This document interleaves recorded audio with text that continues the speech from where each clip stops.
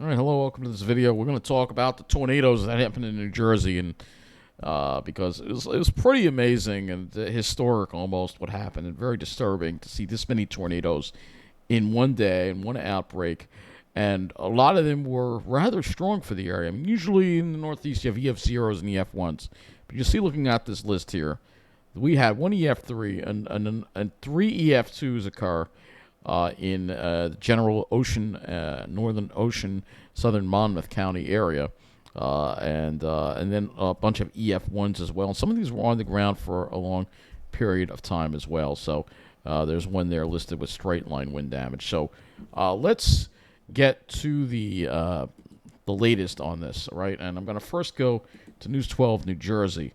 They have a report. National Weather Service confirms seventh tornado touchdown in New Jersey Confirmed this weekend. A seventh tornado touchdown in New Jersey on Saturday. That seventh one happened in Mays Landing. Now, despite all the damage we've been showing you, no one anywhere in New Jersey was hurt, and that's thanks to early warnings by meteorologists. Thankfully. Now, News 12 did speak with National Weather Service meteorologist Alex Starman, I don't know why Governor Phil Murphy hasn't warning addressed desk this. Saturday evening, writing and sending out life-saving information to millions of people. He also surveyed several of the tornadoes across the state. 3 of them rated EF2, the other 4 rated EF1. He says people in New Jersey are becoming more weather aware in recent years. There have been a lot of tornadoes in our region recently, more so than usual over the last, say 4 or 5 years or so. And, people see that. People are aware that, like, hey, we do actually have tornadoes in this area. And, in some cases they are significant, and cause significant damage. Well, Alex says the severe season in New Jersey typically runs from late May to July, and despite Saturday's tornadoes, it is too soon to say whether the trend will continue. So there you go, and you can see that's in the Pine Barrens there. You see some pines there, but look at that. That's a concrete building. That's in Jackson. Incredible stuff. So let's read the storm surveys again, because we have some more. And this is update 8 with some details added below from the Mays Landing EF1 tornado, and there'll be a summary available for that tomorrow, which I'll have to read in tomorrow's weather update. But overview, we had a line of severe thunderstorms across the region Saturday night. I read this in the last weather update. So in the whole Mount Holly area, 9 tornadoes. That's amazing. All right. And here's another interesting statistics here. The longest track tornado in Delaware was during Isaias, 35.5 miles on the ground. All right. So, and they talk about the Bridgeville, Delaware tornado, which again, really, this was the strongest one, EF3. It was on the ground for 14.3 miles, 140 mile an hour peak winds. This is the kind of tornado you have in the Midwest somewhere, right? And yet here we are. We had it here. We had it in Delaware, right? Incredible. Now, this is the Jackson Township tornado, which I talked about in the last update here that hit Jackson Howell Township. This was a second tornado that occurred here in that area. And then we have the Cinnamon Delran Morristown tornado, which was an EF1. It was on the ground for 6 miles. This was around Riverton Road and Woodside Lane, where multiple trees were snapped and uprooted. It then traveled east-southeast toward the Cinnamon Center High School and Eleanor Rush Intermediate School, where the damage path expanded to 0.3 miles wide, or about 520 yards, spreading across much of the surrounding neighborhood, where numerous trees were reported down. The strongest wind damage occurred near the intersection of Wynwood Drive and Locust Lane, where a majority of the roof covering was peeled off a single-family home. The tornado continued east-southeast across U.S. Highway 130 into Lakeview Memorial Park, where a large swath of softwood trees were either uprooted or snapped at the trunk. Continuing east-southeast, the damage path occurred through the neighborhoods surrounding New Albany Road, Endicott Avenue, moving towards the communities near Ravenswood Park, uprooting and snapping multiple trees. The tornado then crossed Haynes Mill Road in Delran, where it grew to its greatest width of 0.3 miles or 600 yards. After persisting east-southeast and crossing Bridgeboro Road, it is likely pushed through Esther Yamili Preserve, where the damage path was lost due to the lack of road networks in the preserve. Minor tree and limb damage was observed again near John Pryor Field in Morristown. More widespread damage was then found at the intersection of Hartford Road and Worthington Drive, and with multiple softwood trees uprooted or snapped.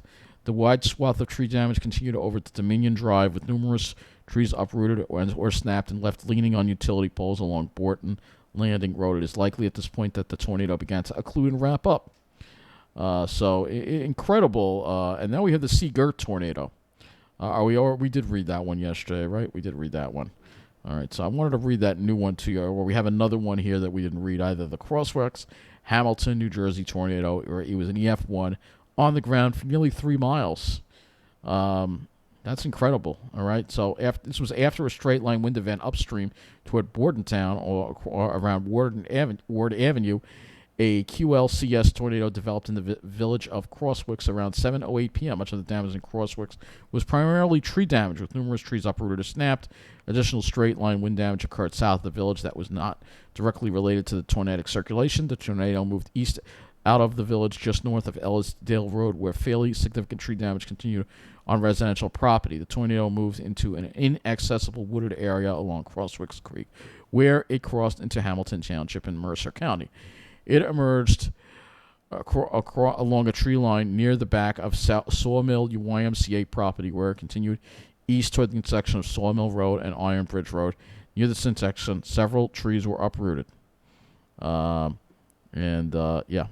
is the tornado continued east along Sawmill Road toward Extonville Road, where additional trees were uprooted.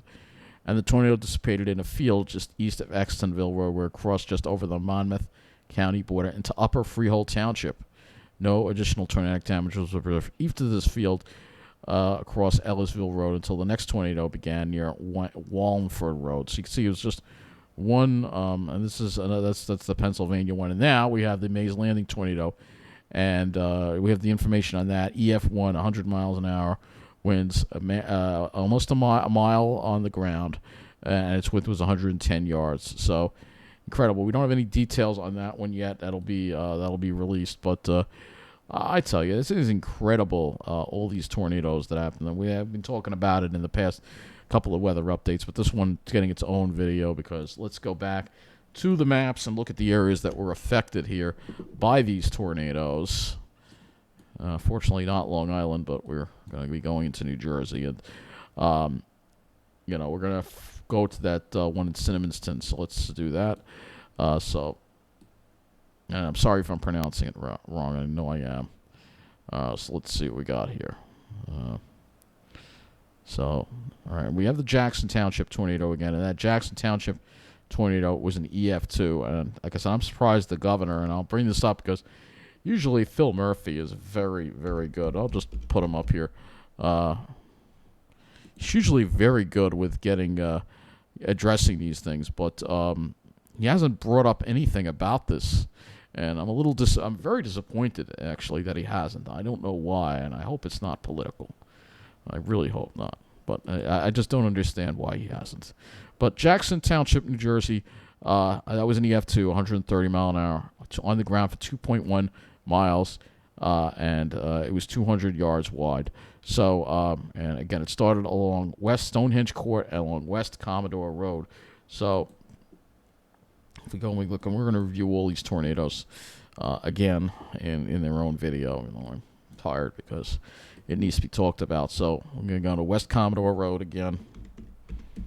Commodore Boulevard here. Right? This is down Jackson Township. So this is where it happened. It happened right over here in this area, right? West Commodore Road, right? And you can see Wright Depot, and it went across this warehouse. So you can see it going across residences and business across Wright Depot and Hamilton Road. So it sort of followed the road a little bit, all right? Follow the road. And it destroyed that warehouse, which is incredible, all right? And then it basically followed West Commodore Road in that tornado, right? And there was the Jackson Howell Township one. This started around Palomino Drive, all right? So if we go to Palomino Drive, this area here is gas time. So generally this area was affected, and you'll see that there are pines over here again. This is the area that was affected. I kind of reviewed it the other night, but we'll have to see if any of the pines were affected or they were able to withstand the tornado. But the next one is Palomino Drive. So if we go over here into Howell, just over here, Palomino Drive. All right, Palomino Court. We have Palomino Court. All right, same thing, same area. So this is where this one hit, and this is the power lines. This is where the second tornado hit. All right, and it went by this park too, called Aldrich Lake Park as well. It's a pretty little lake here. So it went through this whole area. It's a very nice area over here.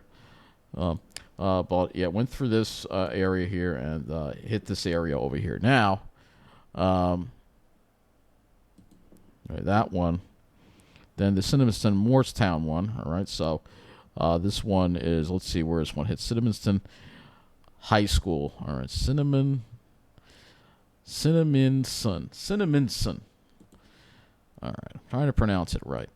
Don't want to get people in New Jersey mad at me. So Cinnaminson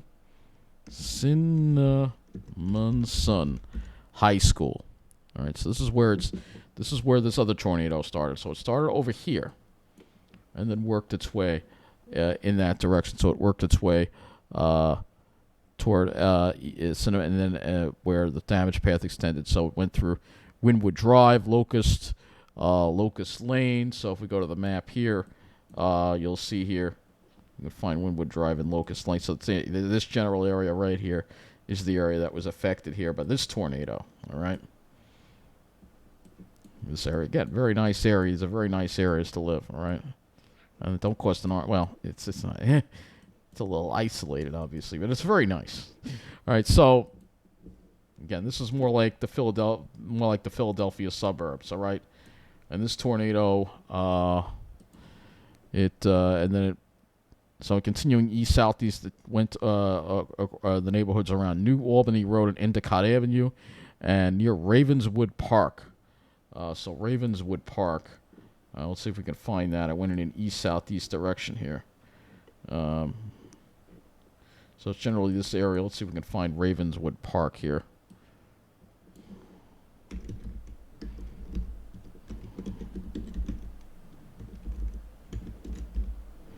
All right, so Ravenswood Park. So it went over here, Ravenswood Park. There's another power line right away over here. All right, so it went down in this area here. All right, so again, this is so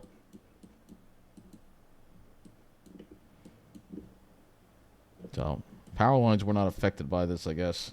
I don't think there are any pitch pines over here, but it's like sort of like to west of the Pine Barrens, I guess. But so, and then uprooting multiple, then the tornado crossed Haynes Mill Road in Delran, where it grew to its greatest width, and then it went through the Esther Yenai Preserve. So Esther Yenai Preserve.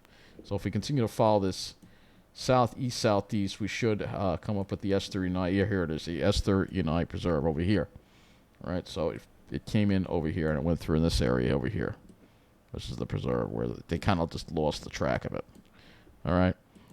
So yeah, that's Moorestown. All right. So Seagirt, I think we spoke about that.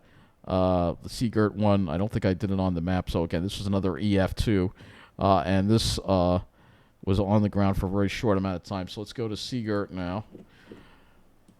All right, Seagirt, which is over here somewhere. Seagirt. That's Seabright. So here's Seagirt, all right? So it affected an area, National Guard. So this general area over here was affected. And I think it actually messed up one of the JCP&L transmission lines, or one of their sub-transmission lines that caused a pretty large outage there in that area. I think it affected Spring Lake, all right? But yeah, it hit this general area over here, all right? So that was the other two. Fortunately, it was on the ground for a very short amount of time. It's a miracle nobody was hurt. It's a miracle. God was watching over us for sure that nobody was hurt. And then we have the Crosswicks Hamilton Township tornado. All right, I still not done yet. We got to go to the Mays Landing too. Speak about that. Well, I don't. So let's speak about this one here. So this is Hamilton Township. This is Bordentown, Crosswicks. So this is Crosswicks, New Jersey. Well, I'll just have to use Google and find it because I don't know where these places are. Wicks. It's Chesterfield Township, so I guess it's Chesterfield Township. So it's generally this area over here. All right. So this is Crosswicks Township here. All right. And it says the tornado developed in the village of Crosswicks, primarily tree damage, and then it moved into a wooded area, inaccessible wooded area, and crossed into Hamilton Township in Mercer County. And then it went east along Sawmill Road. So if we Google this out here, so you just follow the track east. This one was on the ground for a while, right? This one was on the ground for almost 3 miles. Yeah, all right. So this one was on the ground for almost 3 miles. All right. So this is Upper Freehold. So you can see this is generally this area here is where it tracked here. It's mostly undeveloped, fortunately. There's not a whole lot of stuff here. So that we were very fortunate that, this is why it's good to have open space, because, if the tornadoes do develop, it hits the open space and doesn't hit where people are living. And so people aren't hurt. But, and then that's the one in Pennsylvania. And then the Mays Landing one, which they don't have a description yet along where the one in Mays Landing hit. But yeah, it's just incredible. And, and I have the details of the Mays Landing one. It says a storm survey summary will be made available on Wednesday for Mays Landing. And Mays Landing is a little further south. It's Mays Landing is all the way down here toward Atlantic City. So just give you the the area that it's in. So this is Atlantic City here, and Mays Landing is, I believe, around that area. Actually, I think it's further south than that. Let me Google it. I know it's pretty far south. Mays Landing. It's Hamilton, New Jersey. Okay, no, it's actually... Oh, this is Mays Landing. So this is Mays Landing right here. All right, so it is in the Pine Barrens. All right, so we'll have to read that one for tomorrow. But this is in the Pine Barrens, this area, generally speaking. So if you look over here, you'll see... Yeah, we're in the Pine Barrens over here. So we'll have to see what happened here. That's a classic one right there. Yeah, well, this is Jersey after all. Hey, we're supposed to be talking about the tornadoes here. But that is going to wrap up this video here on the tornadoes. And I'll put the links to all this below. Again, just incredible tornado outbreak in New Jersey. And lastly, I'm going to say it one more time. Phil Murphy, where are you? Why aren't you talking about this? You need to be talking about this. That's it. Thank you for watching.